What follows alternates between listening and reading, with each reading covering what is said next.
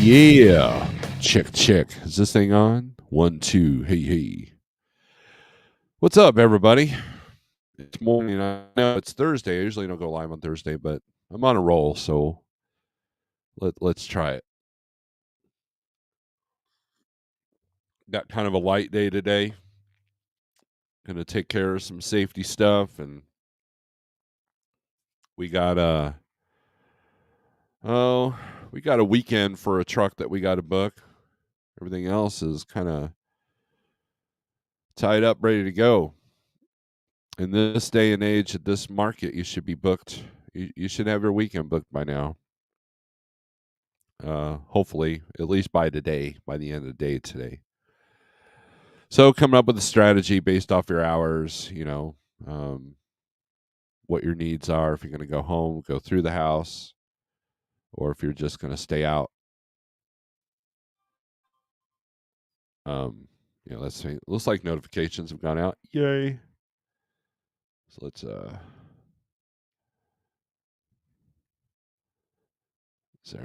and we might put a link out this morning if you guys want. So it was funny. Sage is such a funny person.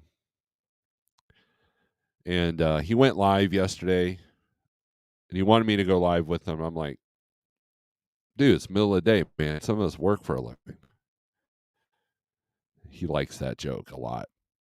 And sure enough, I got busy. I saw him live in the beginning, which featured little old me. And then I guess I ended up coming in about towards the last part of the 3-hour live feed. Had no idea what he talked about, just came in anyways. I kind of had an idea what he talked about. Talk about AI and all that stuff.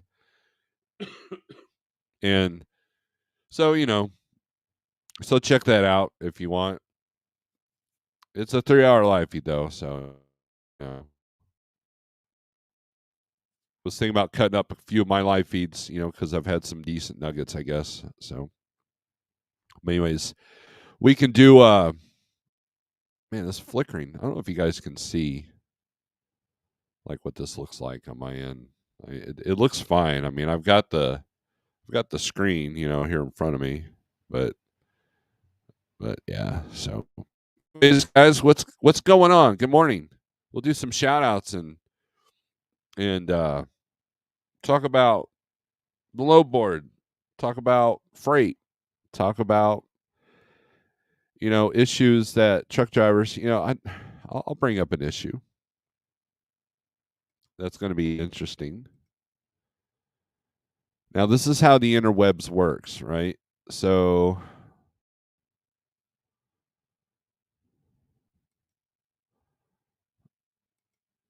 internet's being slow too, so that doesn't help. And it's showing that in the left-hand corner of my screen. I want to put this out. So let's share the screen here. Get rid of this flickering. Jeez. Speed limiters. Yay, speed limiters. FMCSA plans to push out speed limiter mandate proposal in summer of 2023. Now, I believe, I don't know if I ever did it online or if I just said that to privately to people, but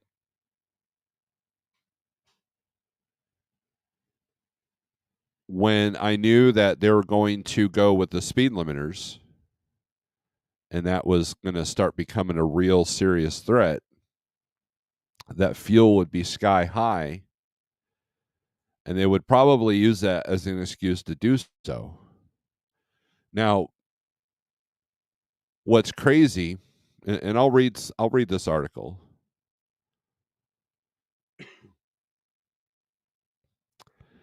Federal Motor Carrier Safety Administration has signaled that it will move forward with a controversial rule to require speed limiting devices on commercial vehicles. Let's see. They've targeted June 30th, 2023 as the planned date to release a supplemental notice of proposed rulemaking on heavy vehicle speed limiters. Of course, there's the PDF.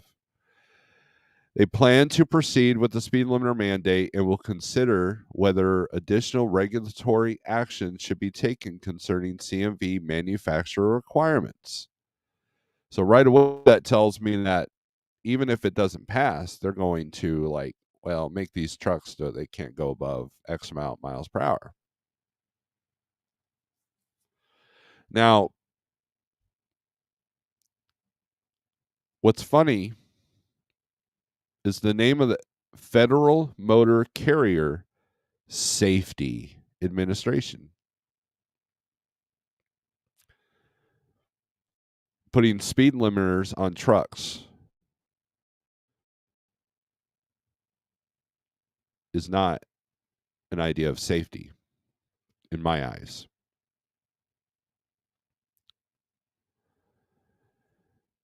I mean, look, I could be wrong. I mean, I would be interested in, your big companies like Prime and Schneider and Crete, that all govern their trucks. I would like to see the stats of, number one, if you're a big carrier, limiting your trucks helps you keep an eye on it kind of keeps your speeding down. In other words, if you have 1,000 trucks and you want to do and you have to keep track of all of them, make sure that none of them are doing 75, 80 miles an hour all the time, then yeah, you limit the trucks. It gives you a fighting chance to stay on top of that. So like 6 years of my career was in a governed truck, 65 miles an hour. And now did I hit 75 a few times? Yeah, going down the Sisters there in Wyoming. Yeah.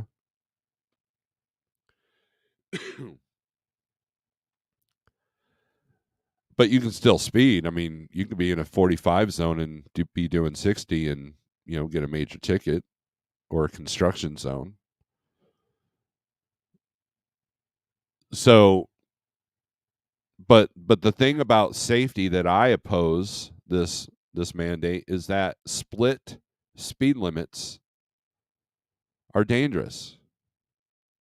Look at Illinois. Illinois was split speed limit for a long time. Same thing with Ohio. Statewide. Now it's just bits and pieces of those states. And they've done away with it. Or some approach like Arkansas's approach was what they did was it used to be 70 for cars and 65 for trucks. Now it's I think 70 and 75. I don't know. I can't remember. I know that there's some split, but not much. It's only 5 miles an hour instead of 10. Now, when you look at, if you're out there, let's say you're out there in Texas where you have some 80 mile per hour spots there on the turnpike or the toll road. Yeah, it's pretty dangerous to be in a truck on that, especially a government truck, because if you're doing 55, 60 miles an hour and you got, people in their cars doing 80, which they do that anyways, they just can't get a ticket there. So, but here's how they're going to sell it to the public. See, we can sit there and do all these campaigns about, how unsafe it is and how annoying it will be to have two trucks trying to pass each other on the interstate, which already happens.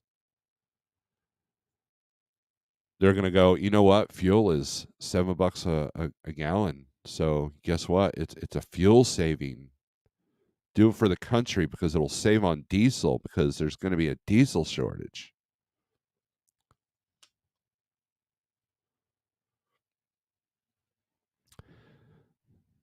So, anyways, this is going to happen.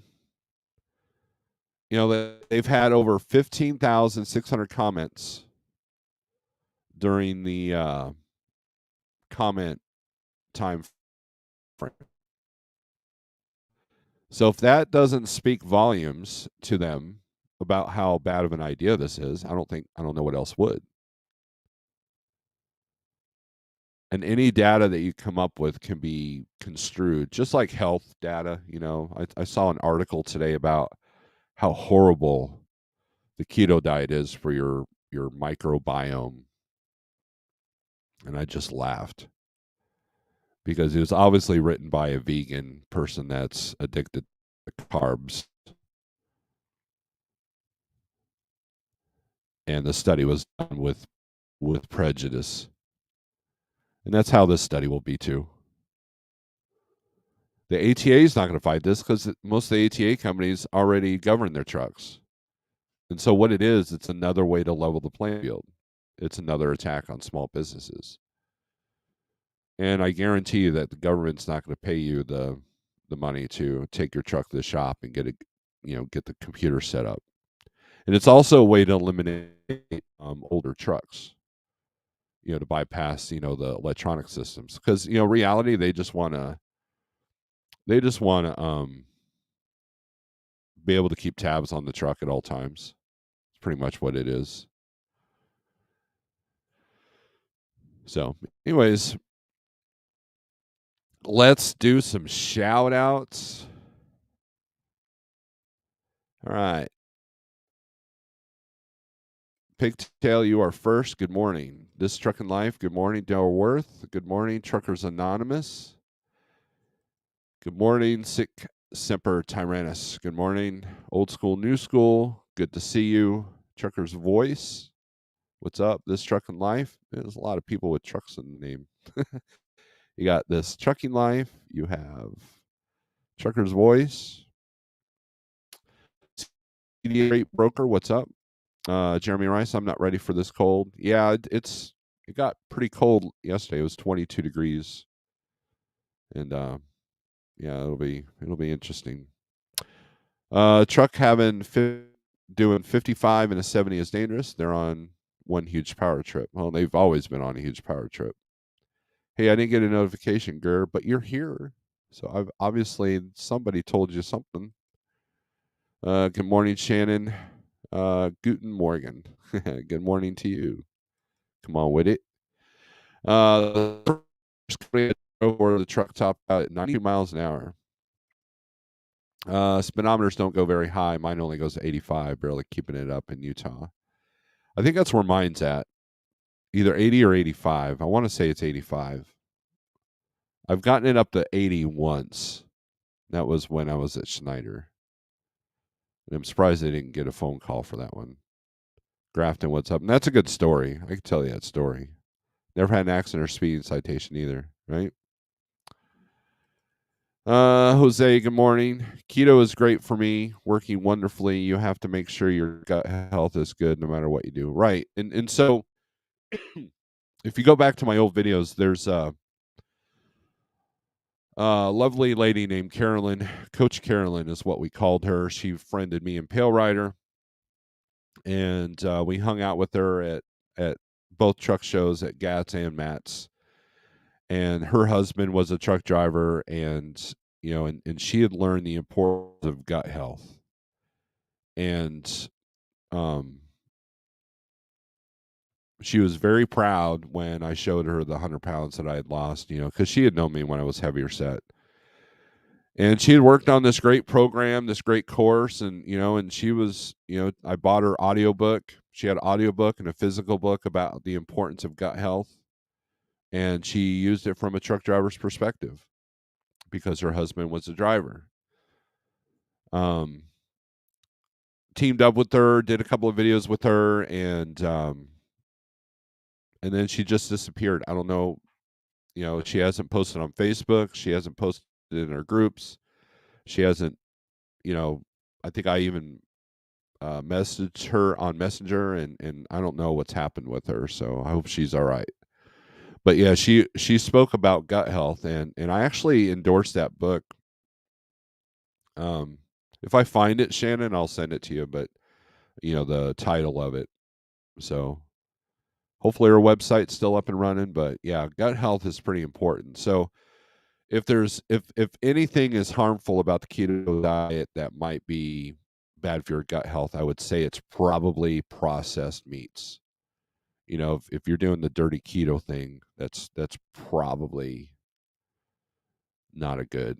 You're substituting junk with junk, but dirty keto is better than the other stuff. So, but also, a lot of times it just depends on how far along your body is and how much it's deteriorated and sick.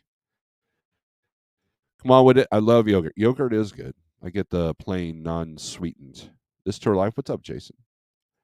Were any of the speed limiter comments in support of limiting speed? I have no idea. I don't have the time nor the attention span to read 15,600. So, how can they enforce this? Because I ain't taking my truck in to get neutered. I'm sure I'm not the only one. Yeah, I mean, look to Canada for that. Canada has speed limiters in certain provinces, and it'd be interesting to see how they enforce that.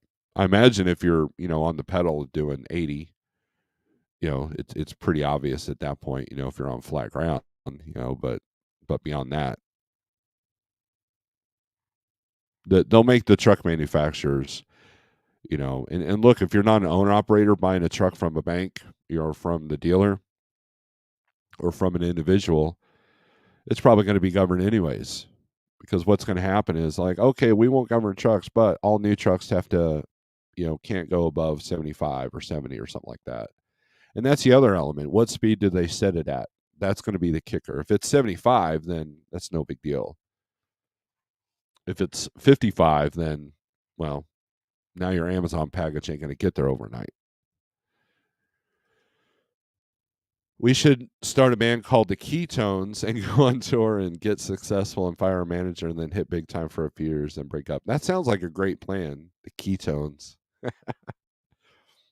Okay, thanks. That would be awesome. I'd have to see her work. Um, then get back together for your tour in like 20 years when we're broke, right? I'll add that. You didn't say that, but I'll add to it when we're broke, right? People need to slow down. Driving too fast is more dangerous than driving too slow, but a mandate is just a bad idea. However, there's no need for a CMV to go over 75. Brian, I agree. Sorry, I agree with that. I actually do.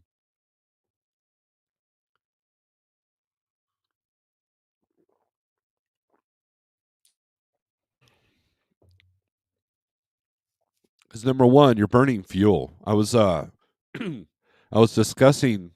So Freight Waves was live every morning, like they do every morning at 8 o'clock Central. And Nevada was in there, Nevada Trucking and Trails, and he's always been supportive of my channel. And he's learning the spot market, and of course, if anybody watched this channel knows he's got a pretty nice Peterbilt that him and his wife drive, big hooded truck. And he was, and on Freight Waves, they were talking about fuel. And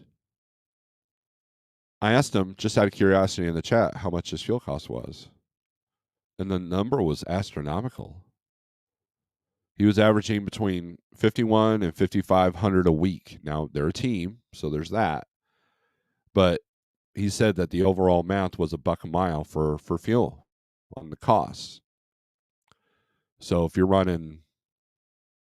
if a team's running 200,000 miles a year on a truck, do the math on that at 5 miles to the gallon.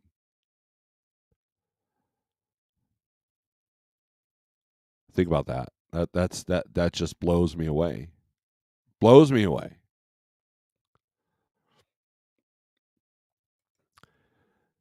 The beginning of feminine tyranny. LOL. Come on, what it says. I say about 60, 65, depending on time. That's where I'm at. Look at you. Holy crow. Come on with it. Thank you very much. Who played Guitar Hero with their kids besides me? We didn't have the Guitar Hero games. Well, no, I take that back. We did go to a friend of ours' house and we played it there. And it was kind of weird for me because playing Guitar Hero and playing guitar is different. It's like a different coordination. Like if I hear a Metallica song, I automatically my hand wants to do one thing, but Guitar Hero needs you to do something else, with buttons. That threw me off. So the kids actually did a little bit better than me. I had better timing though. You can do good with Guitar Hero if you got good timing and a little bit coordination. So and that 99 and that $99, come on with it. That's I'm very grateful for that. Great way to sideball the conversation. Changing the subject, which I'm all for. So, um, but yeah, so speed limiters. That's and look, we don't have to worry about this till July. Um, I don't think there's going to be enough fight because look, name one thing that we fought that the FMCSA said, okay, you're right, we're not going to do that.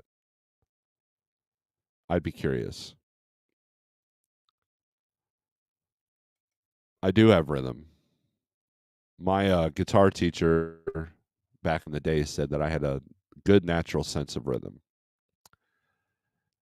And you can ask anybody in my house, I'm always tapping on things. So I'm kind of a natural drummer, but I need to go back to playing drums. Because what I did on that live feed a couple of weeks ago or a few weeks ago, that was me not touching a drum set. That was the first time I touched a drum set in like a long time. Did you see the post? The Tesla electric cars are costing as much as fuels to charge a car. No, but that doesn't surprise me. Except now you're not going to get any tax revenue from an electric car, unless they've got that into the deal.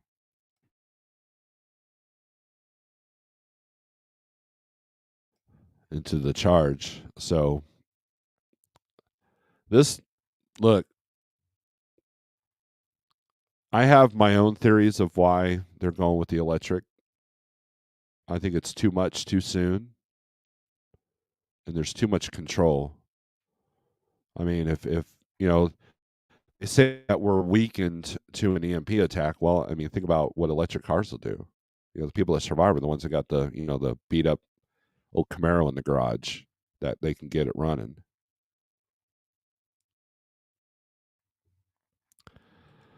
My fuel in average is costing me about 60 cents a mile. $1 a mile for fuel is outrageous. Exactly, Brian. I agree with that.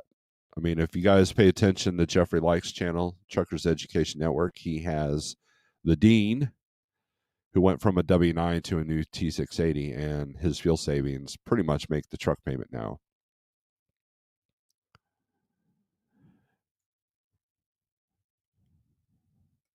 You just now got the notification. July, I quit. I'm starting a new business. Bootleg Snorelord coffee and cups made by Shannon. You and Shannon can go in on it. Drums, I was pretty decent. Guitar Hero drums, not so much. I've never played Guitar Hero drums. I imagine that's like the same thing, T-Bone, right? You're just kind of like your brain wants to do one thing, but then the computer game wants you to do another. So speed differential is the biggest concern with safety. I agree. Although it'd be better fuel economy likely. Maybe we can slow the four wheelers down too. And that right there, I mean that's pretty much it. I mean, if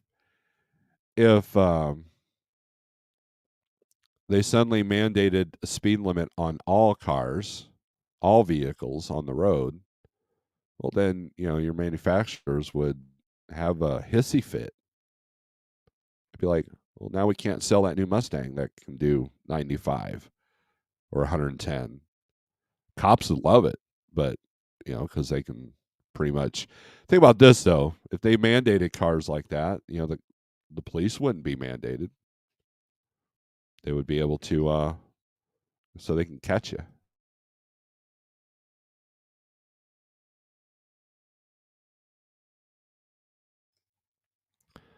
So, but we'll see. I mean, I don't think there's one ruling that they said that they were going to do that we've been able to hold off.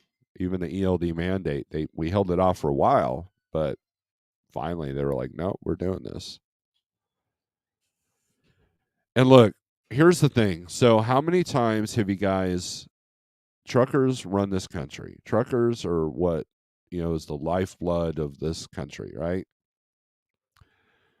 So, in essence, we have a lot of power, and they want control over that power. Is pretty much it. I mean, that's it's about power. It's about control. It's about compliance. ELDs were never about safety; they were about compliance, and even the playing field. If I can take that load and run it illegal, and get it done, while Swift has to do the speed limit and run an e-log, then I have the advantage to make more money than that truck, right? So they even that playing field. But even then, what did they do during the vid? They lifted the ELD hours of service, for certain loads. So they know it's a hindrance on getting stuff there on time, right? And it's going to throw a lot of brokers for a loop because a lot of them are wanting to push 700-mile loads in one shift in the Northeast. Like, have you driven in the Northeast? When was the last time you were able to average 65 miles an hour in the Northeast for 12 hours or 11 hours? Not 12, that would be illegal. Old school agrees with me. It's all about control, not whatever they're talking about. Yep. I looked at the NHTSA report. They're always a few years behind in reporting. I found out that on average, there's 35,000 fatalities annually with several thousand involving trucks. Of course, the lion's share.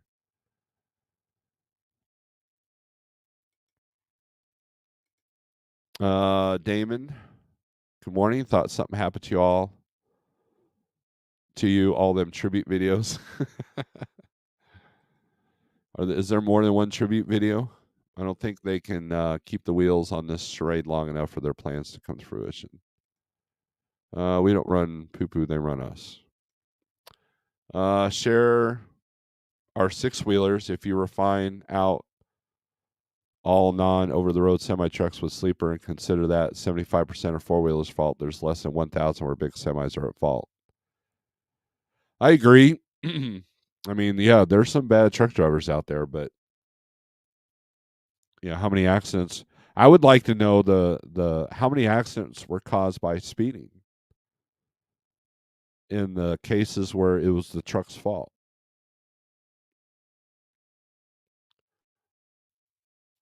And so the other thing you have to think about is all you guys that ride the ass end of a car or another truck in the left lane trying to push them out of the way, you're only contributing to the fact that we will someday have speed limiters because the public sees that and they'll be like, yes, govern that guy so I can do 75 in the left lane and not worry about being pushed out of the way.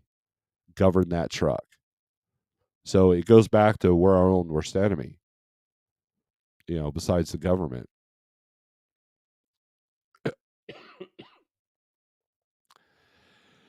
Big Tex, what's up? How you doing? Begs the question, why are we being regulated so intensely when we're only a small percent of the problem? Well, it's all about control. It's all about control. All right, let's do some low board stuff, shall we? Enough of this speed limiter nonsense. All right, I'd rather just put my head in the sand and hope that it never happens, like autonomous trucks. All right.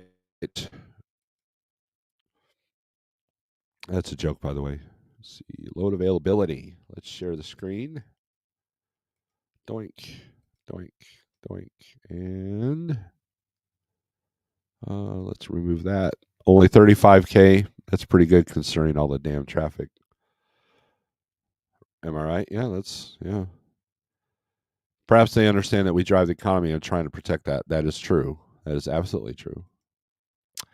Yep, just put up a short the other day of a Peterbilt practically becoming one with an RV. You don't know who's in the RV, might be a senator's family. Wasn't that what happened? Didn't Biden lose a family member because of a truck? Didn't he say that he was going to regulate the trucking industry? Didn't he kind of put them on the list of things that he was going to fix during his campaign speeches? So all the negative stuff happening to trucks is no surprise, to be honest with you. I'll do 1 mile per hour less than the governed speed to create elephant races. The four wheels won't like that. Trucks being governed then. No, we're just in their way, man. We're just in their way. So, anyways, let's do the density map. All right, let's that all trailers. Let's take that out. Let's do flatbed first. There's your flatbed. Wow, a lot more yellow. California's green. Literally. Let's see. Iowa's kind of a crap show right now. That's interesting. Nothing in the Northeast except Pennsylvania. I got a truck out of New York, not too bad. Flatbed truck out of New York. It was pretty decent. So there's your flatbed. Reefer, let's take that. There's your reefer. These are your best states right here, in my opinion, for reefer. Of course, West Virginia is sitting out there like a sore thumb. And Georgia, South Carolina is lighting up a little bit. And I don't know, Alabama's kind of a crap show when it comes to, and I had brokers trying to offer, $1.80 to go into Alabama from the Midwest. I'm like, no, that's not how it works. So there's that. And then here's let's do Van, the most popular platform of all. A little bit more yellow than red. Utah's lit up here. Still haven't figured out why. Let's take a look at that. So you can click on the state and you can kind of see all the freight that's coming in. King of Freight's got Newton, Utah going to California. So this is a great way to see what loads are going from one state to one state. Like what's the majority of loads coming out of Utah? Where are they going? Well, according to this, it's California. California, California, California, New Mexico for 206 a mile. No. Let's see. California, California, California.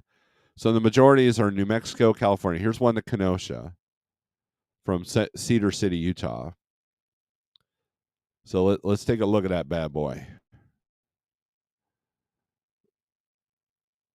Average rate is 33, 32, 39, 201 a mile. To go to Wisconsin, to go to the Midwest, you could probably get them up a little bit. So you can do a rate check. There's the history. One time it was through the roof. Now it's had a little bit of an upswing. So the lowest was probably right there. $1.43 was the low, $1.54 was the middle, and the high was $1.59. Right now it's sitting at 201. So let's say you're trying to create a plan, right? So if you don't want to go to California, then probably going to Utah is not your best way. Because if you're going to go to an area like Utah, you're going to look at, okay, how can I get out of there and where will it take me? Because certain markets will go to certain markets, right? The majority of freight coming out of Utah is going to California. Well, if you're trying to avoid California, only want to go east, well, now your load options are limited on this list. There's one in Wisconsin, there's Texas, Morris, Illinois, and Kirch is trying to push that for $1.65 a mile. But look at the average; they're right at $1.66. So I guarantee, so they're still trying to take it down a little bit, but you're probably going to negotiate a higher rate than that, hopefully, or at least try. So if you are avoiding California, then your options are more limited. So this load count is going to be, what we've seen 3 loads that are not going to that are not going west. There's one to Westchester, Ohio, for $1.49 a mile. Ugh.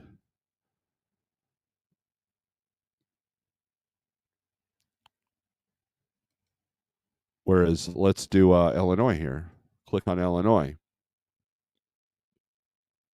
Michigan, Kentucky, Michigan, Alabama, Michigan, Ohio. So they're going to all different points. Kansas City, Iowa. There's one going to Phoenix. Right. So we look at EXO freight, which is formerly XPO, I think. They've got it posted above average, so there's probably something funky going on with this load. That's my guess. Or well, it's going out to Arizona, so it should be higher. But that's still low to go out to Phoenix with. So we'll click off that.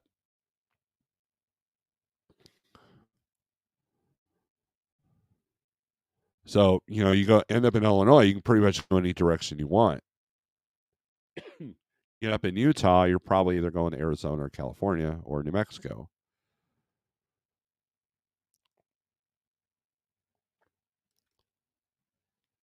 So, I mean, those are the key things that you can work on.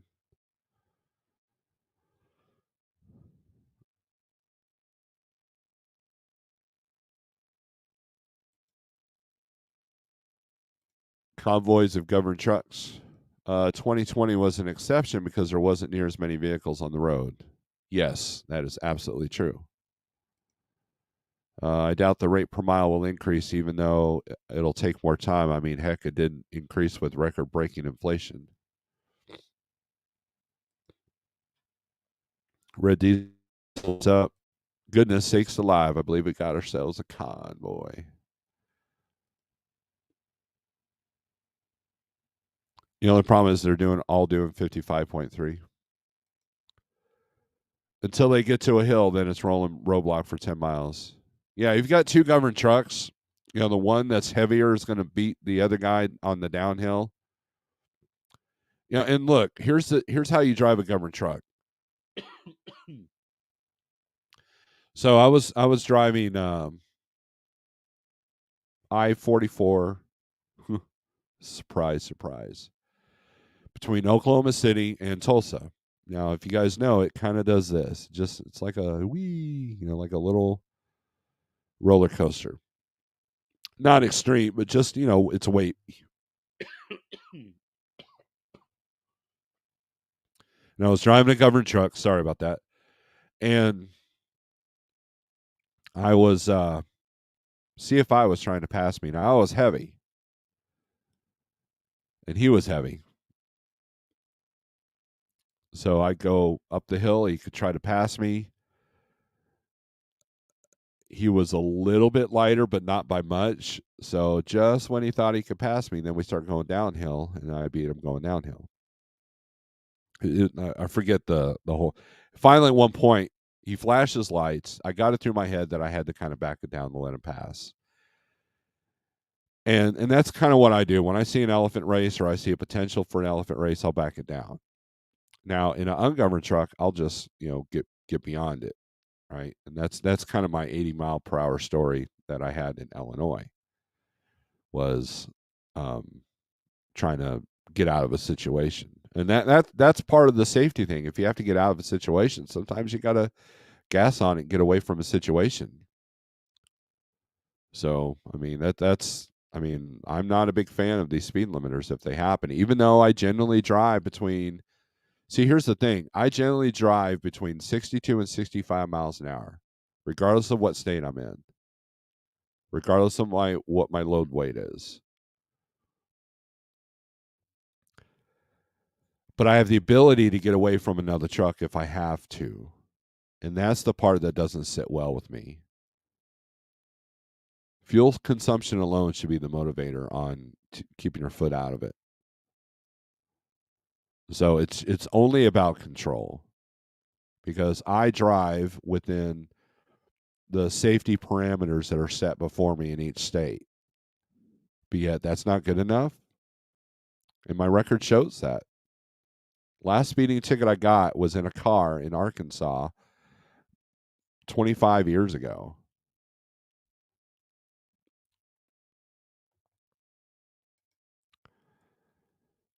Good times. Yeah, when it takes these four wheels forever to get to where they're going, they'll change the law back just like they did in the 80s. They're definitely preying on the guys that have no idea what they're doing. I've noticed a lot of these zombie stop loads. They're deliberately putting the wrong mileage in the comments. Yes. They had a national speed limit of 55 for several years way back when. Yeah, and look how that turned out. Pale Rider TV, what's up? Speaking of old truckers, there's the man, the myth, the legend. Sage, what's up? Grafton, what's up? The feds enforced this by withholding funding for states that didn't comply. Yeah, it's always about control. Yeah, 60, 62 is what I usually roll, but I never need to get out of the granny lane. Well, I mean, you got to, I mean, look, you come across that guy in the camper who doesn't know what he's doing 58, and it's windy. You got to get away from that person, right? You're not going to sit there and do 58 now or 55. Or let's say, here's the other safety element. There's a emergency vehicle on the shoulder, and I need to get over. And if I'm doing 60 in a 75-mile-per-hour state, how dangerous is that? So what do? Am I a danger by staying in the right lane and breaking the law? Or do I just jump out because no one will let you over because you're doing 65 and everybody else is doing 75? And I hope that out of the 15,000 comments, someone brought that up.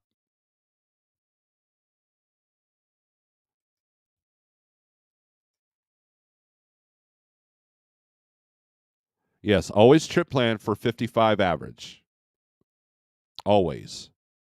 If you can help it. Unless you really know the terrain. Like if you're picking up a load in Des Moines, Iowa, and you're cutting across to Cheyenne, Wyoming, you could probably average a little higher speed. Because there ain't no big cities. There's no, I mean, you could have weather delays and traffic delays, but always do 50, 55 on dispatch. I wish they brought back daylight night speed limit for everyone. I grew up with that. It seems safer. Yeah, that'd be even harder to enforce. It's to get drivers out of the seat. Yeah, I mean, look, that's the idea. Make it unbearable for small businesses so the big guys can get it all going on.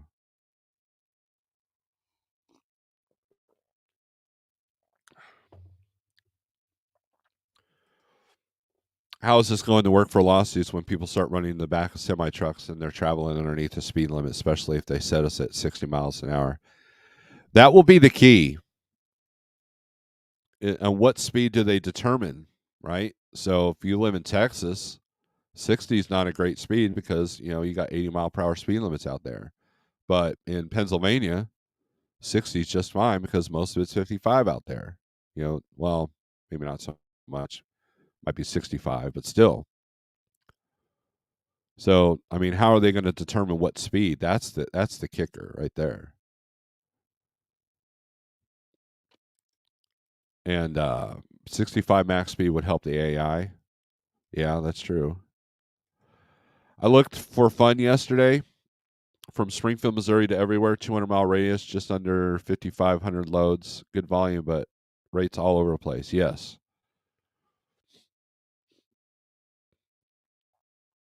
Yep. Rates are all over the place. And so you're looking for that needle in the haystack. You're looking for the one that's not, the load's got to go. Usually, if that load's got to go, it's going to be tight on the time. I think I mentioned about flashing lights in my comment on speed limiters. Oh, good deal, old school. If you're looking for fun in Springfield, call Snorelord. I don't know about that. Kind of boring. I mean, in a way, I'm boring. You need to start looking at how things help the AI.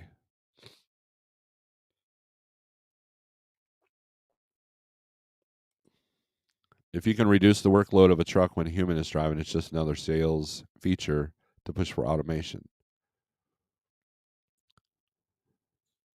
Look, my only issue with automation, well, I guess one of the few issues I have with automation is that the infrastructure is not in place. I mean, it's literally going to have to be relay loads with relay parking lots like you see for the LTL relay carriers.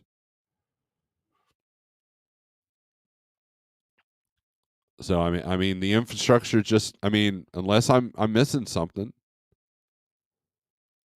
So I mean there's a lot. Look, they definitely want to replace the truck driver. I mean look at the auto industry, what it did with the workers. Workers kept going on strike. They're like, oh yeah, well, this dude from Japan just helped us utilize a robot. Now that guy's putting the grommets on that fender for you.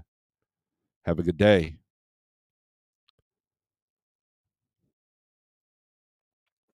And so, but autonomous trucks are easy to avoid, and here's how.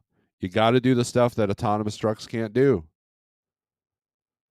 Do you see autonomous trucks running flatbed? No. Will you see autonomous trucks running tanker? No. Will you see autonomous trucks running specialized? No. So if one is actually fearful of not being able to work because of autonomous trucks, then start learning your other platforms. Is an autonomous truck going to monitor a reefer unit if it goes down, hauling your precious food? No. I mean, yeah, there'll be a sensor on there, but sensors go bad. So do the stuff that autonomous trucks can't do, and you'll be fine. Now, do you guys remember those Domino's commercials where they had that little drone four-wheel drone thing that was going to deliver pizzas in a neighborhood there in Houston? Well, there's already videos of people robbing those and knocking them over. So security is going to be an issue too. So let's say that you specialize in hazmat. They ain't putting no hazmat on an autonomous truck unless there's a man truck with it. And that's how they're starting. They're doing a lot of these like 2 or 3 truck convoys where the lead truck has a person, but the other two are just following along.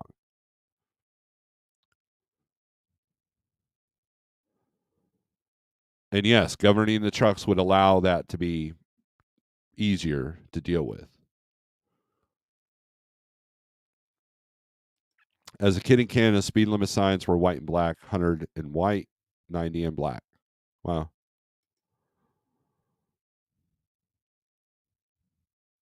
No, they'll be governed. Come on with it. They'll be governed. Pam, what's up? No need to apologize.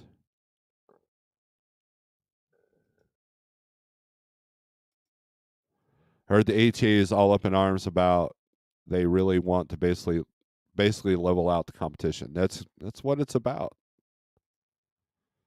Automation works how with California's electrical brownouts, right? Well, besides rates, there's also great volume along with the overcapacity in most areas.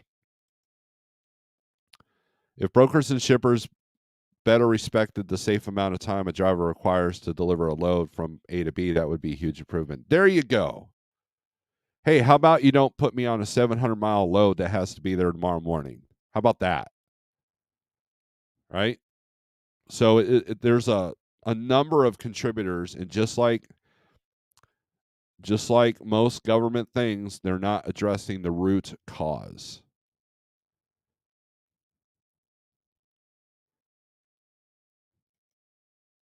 Just stuck in the seat and blow by the scale house. They'll think it's autonomous. That's funny.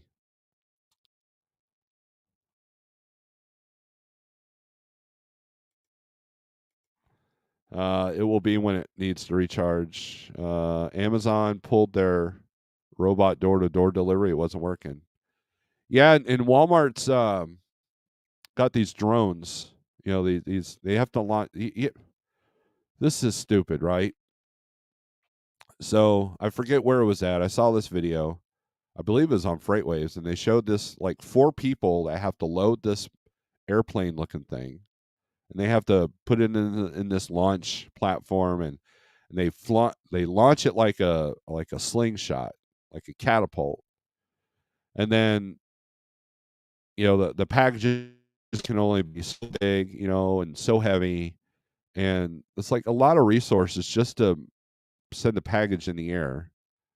It's like it takes four people to replace a person that could have just driven down there and delivered it. Again, the infrastructure is not ready. We're not at Jetsons level stuff here yet. So a lot of it's just a big scam to get investors to give money.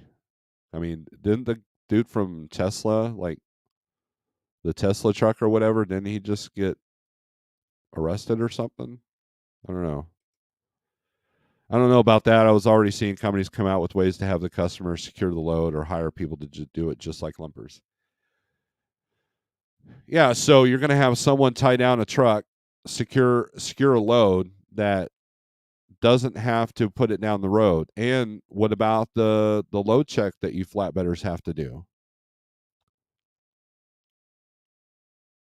So I don't I mean if I was a guy that had a bunch of steel that needed to be shipped, I'm not putting it on an autonomous truck. I want a good carrier that knows what they're doing.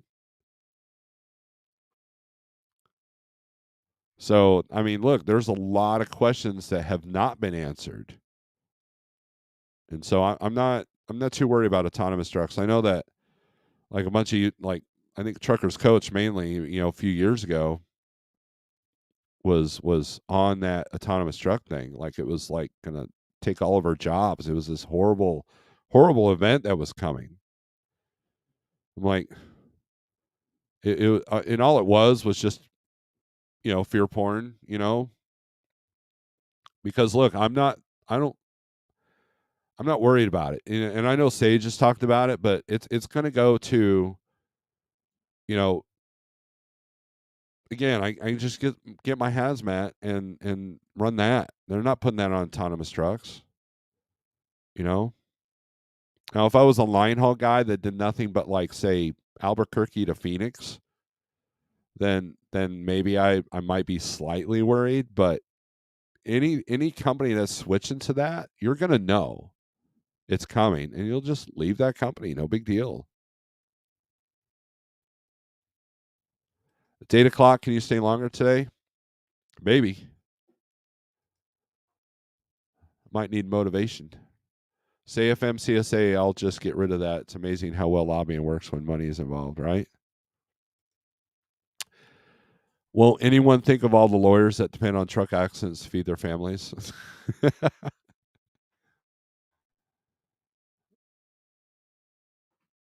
We don't get paid till you call the hammer. I'm not too worried about it. Okay, side note. This is what maybe any of you guys driven on I-70 and seen the jungle law billboards? Let me bring these up. Let me uh let me do this here real quick. Jungle Law, Missouri.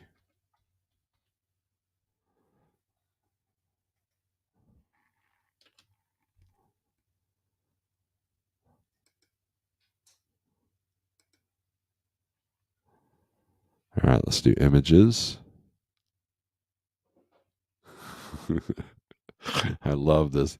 These billboards are all over Missouri. Check this out. These are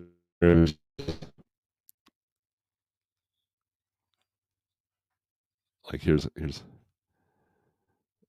possession charge, jungle law. I don't know why it's not showing me full screen. Oh, that's a video.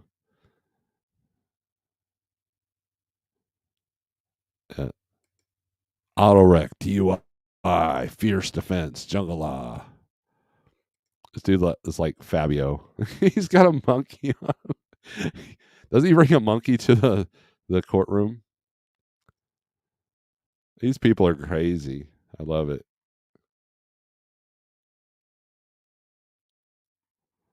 Got one of my brokers texting me. Possession charge on I-70. Jungle law. Jungle law. Jungle law has I-70 covered. I love it.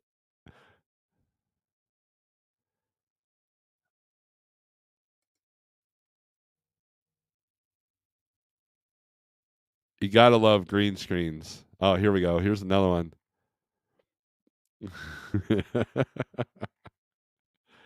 They should do they should do one off of a TV, like reality TV show.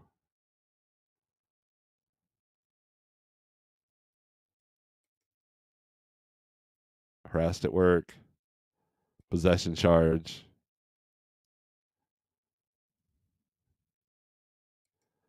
The lawman that can help you attack that DUI. Oh, here's a good one.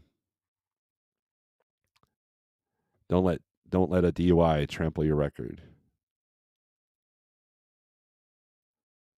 Yeah, jungle law, it's awesome.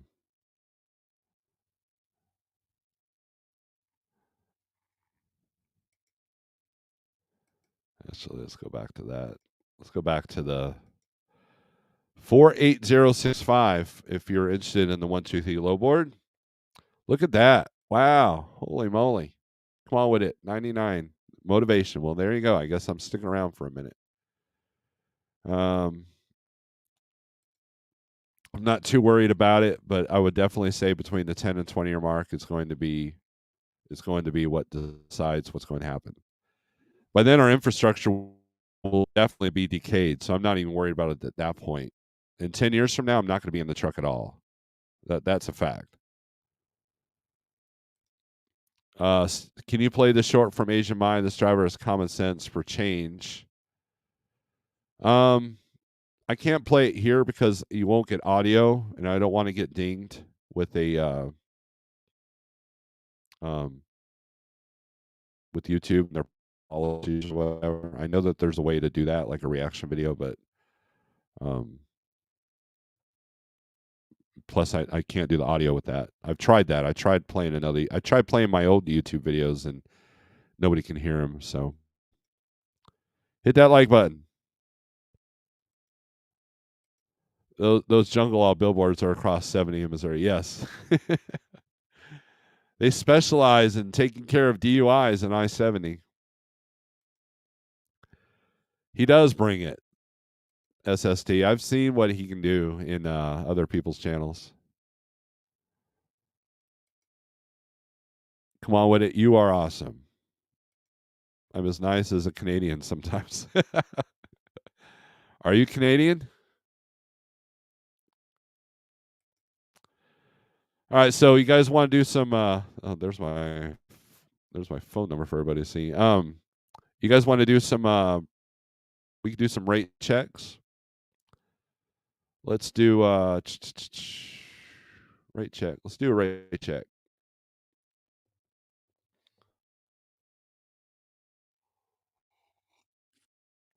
Good morning, Clyde.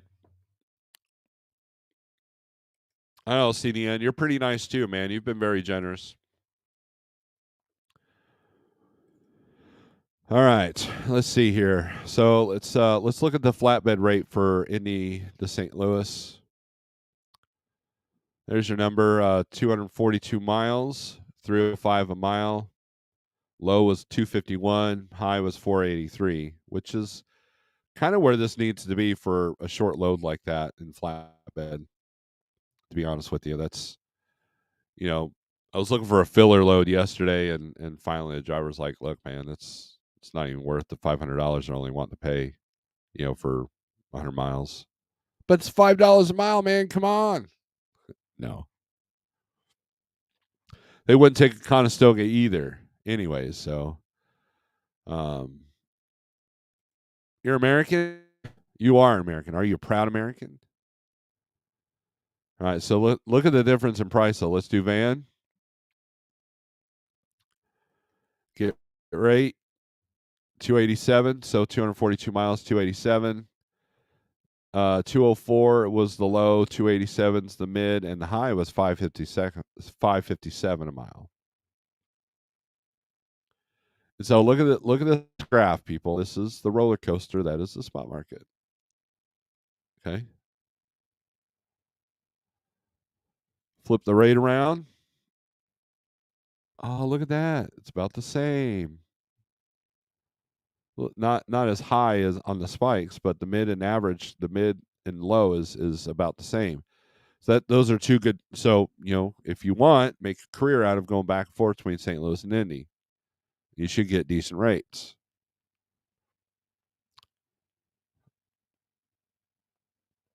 Let's do St. Louis to Dallas, shall we?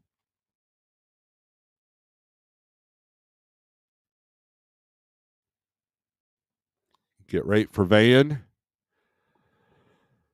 $1.98 average, because and here's why. So you're thinking, well, going to Texas, that's a dead area. What's up with that? Well, for a while, they weren't paying to go into Texas because you were getting it coming out. Now they're not doing either. Now they're not paying to go in or out.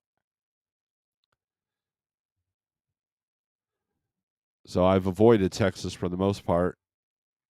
Low is $1.51, but then let's switch the rate around, or switch the lane around. Dallas to St. Louis.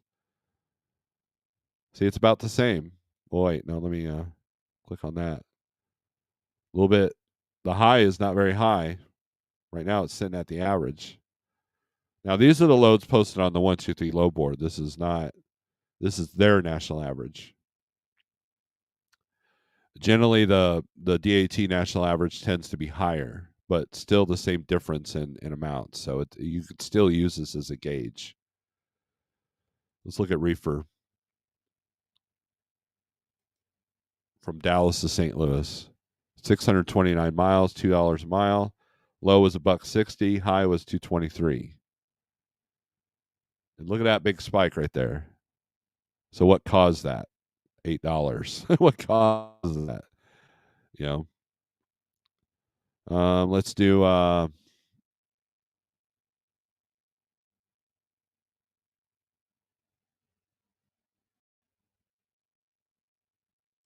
Let's do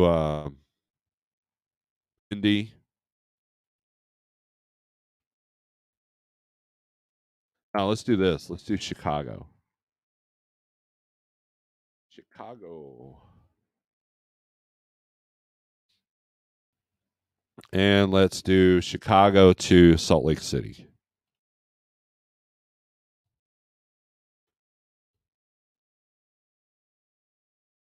Salt Lake City. For reefer, get right. 13.94 on the miles. 229 a mile is the average. The low was 91 cents a mile. That had to have been a partial. Average is 229, high is 260. I don't see. Look, if you're out there taking loads for 91 cents a mile, a reefer load, you're not doing yourself or anybody else any favors, except for the fuel companies. You're giving them money. You're giving them all your money at that point.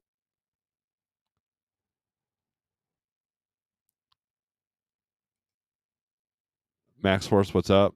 Remember, it's profit margins, not necessarily bigger growth. Sometimes you can do better just running those smaller runs with consistency. And I agree with that. That's kind of been my approach. Is not chasing the big money across the country. Nevada and I were talking about that yesterday. He said that he's heading to the Midwest because fuel's killing him. Look at the super stickers, man. Come on with it. Is in a generous mood. You are awesome. 4 of them. Thank you. You are dominating the live feed. The driver from Asia My Short handle empty pockets. His idea is hours of service isn't safe. Instead, regulate shippers, brokers that say a 500-mile load equals 36 hours. He felt that this will make drivers relaxed and healthy. Yes and no. Because all the shipper does, and correct me if I'm wrong. Please correct me if I'm wrong, but there's a lot of shippers out there that have to move X amount of loads within an X amount of frame time. And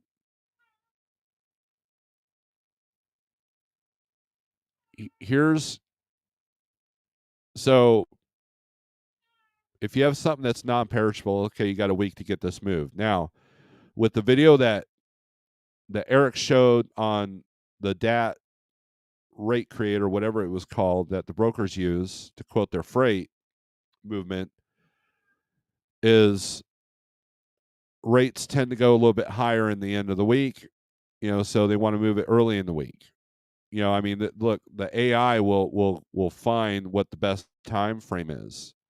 Now, what happens is you got brokers that are sitting on a load that they can't move because their rate is so low. But then when it's finally go time, then they have to put up more money. And that's usually where you're seeing these 700-mile loads that got to be there overnight. And that's why, and as a person that dispatches a team, that's where you can capitalize on that, because now the hours of service don't matter. I could deliver a load at 6 a.m. in the morning and pick up that load at 6 p.m. and still run the 600 miles. Whereas a solo guy, you're going to have to do finagling and split sleeper and all that kind of stuff just to make that work. But usually when you're doing a split sleeper, it kills your log for the next day. And then if you're a hard runner, you're eventually going to run out of your 70. So strategizing, all that stuff is out the window when you're a team. And so a lot of loads that were normally single solo loads become team loads, where they need a super solo to accomplish it because they waited and waited and waited, and drivers left it on the dock. And the shipper didn't want to ship it because they didn't want to pay the higher price.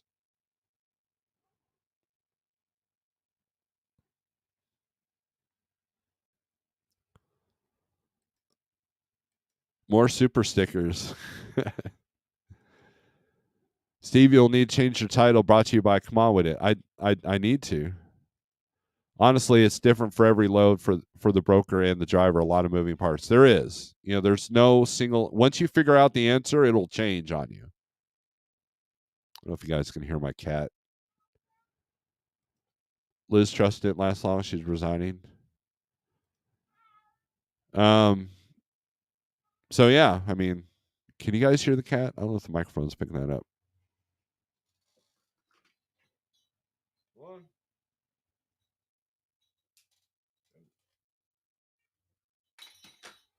When it's cold, the cat sits there like, I don't know. I wanted to go out, but I'm not sure. It's cold outside. Then I either got to push him out or slam the door and scare him away. Good. The microphone is awesome. You can't hear the cat. Good deal. But Come On With It. You are very awesome. I don't know what I did to deserve that, but I appreciate your support. He supports a lot of good YouTube channels, by the way. I get area effects time. Driving through mountains or northeast with more traffic, 500 miles takes different amount of time based on these factors. But you do your homework, CDN. That's the thing. There's a lot of people, there's a lot of drivers, and a lot of brokers that don't do their homework. And face it, the person answering phones at TQL that's told by a computer screen not to go above or below a number, they don't take those things into account. Only experienced agents do. That's why they have to let me talk to my supervisor to get that higher rate. When you bring up arguments that they didn't have any clue. I did that to one TQL guy one time. I used some negotiating tactics that obviously wasn't in the piece of paper in front of him plan. He had to get somebody else to tell me that they can't pay my rate. Somebody else had to tell me to go screw myself, go to hell. So, with both feet. Good morning, Cat and Scallywags. Uh, it's but you do your homework, CDN. You know how many people tell me that they wish that you were doing American freight here in America, like point A to point B America, and just I would put all my trucks on you because you do your homework. I just feel all right, CDN, you're my dispatcher now. Let's get it.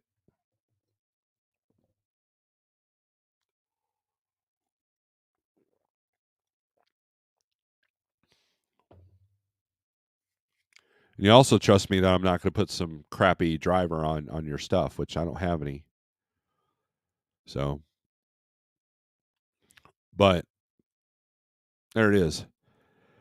All right, guys. I think let's go to nobody else wants some lanes. Tomorrow's Friday. Friday is usually when I put a link out for people to come in. Today should be light, and then I'm going to be out of town. The teens will be the house sitters, and the wife and I are going out of town in a car, not in a truck. Although I should take the truck to make some money. Um, it's going to be interesting, people, and to have all the tools at your disposal is to your benefit. I like to support some channels because you guys bring a lot of value with your content. I hope it brings in more people to hear your messages. It does, and I appreciate that. Come on with it. We had 72 people in here yesterday. I think that's a personal record for me, which is good. Mr. BB, great show. Thank you, CDN. I have to thank you a lot too because I think that having the microphone and hanging out with the right people have definitely helped my channel quite a bit. I don't know, at least on the flatbed side, TQL is some pretty good paying freight, but I can't use it because the carrier wants nothing to do with TQL. Jackknife, that's actually true. I have done quite a bit with TQL on the flatbed side. I was dispatching a flatbed truck earlier this year, and they were a new carrier, so they're kind of my go-to, and they're a little bit more aggressive. And they seem to be a little bit more knowledgeable of their freight on that side. So I have nothing bad to say about TQL, other than their inefficiency with the whole dispatch sheet's got to be separate than the rate con. It's like, let's put it all together so I don't have to hammer you for the. Or if you're going to do a dispatch sheet, send it right away. Not, well, we gotta wait till the driver's empty because we don't want you to know our customers. I'm going to know the customer eventually, so what the hell's that about? Yet another fun show this morning, Grafton. I appreciate that. Another thing is TQL takes over Mark like flood. Yeah, they all do. But I'll highlight one more comment, and then we're going to end this feed with the awesome, awesome song. Not only is this a great channel, but it brings good people together. And that's what this is about. It's about networking with white people. Enjoy your weekend, Snorelord. When's the next live? Probably tomorrow morning. So, unless something weird happens, probably tomorrow morning. So, tomorrow morning, 7 Central is usually, is when I go live. And then I got a bunch of live feeds I got to cut up, and that'll probably be something I do throughout the week or whatever. But I got to get to work. So, guys, thanks for watching. Thank you for the super chats and the super stickers. Bill, thank you very much. I appreciate you. I appreciate everybody that's come in here and helped support the channel. And 48065, if you want to check out the 123 low board for yourself, don't just take my word for it. And the more we can help each other, the easier it will be to get through whatever we're dealing with, right? It was a good show, very professional, and that mic is great. Thank you. Thank you for the person that donated the microphone. So, with that being said, thanks for watching.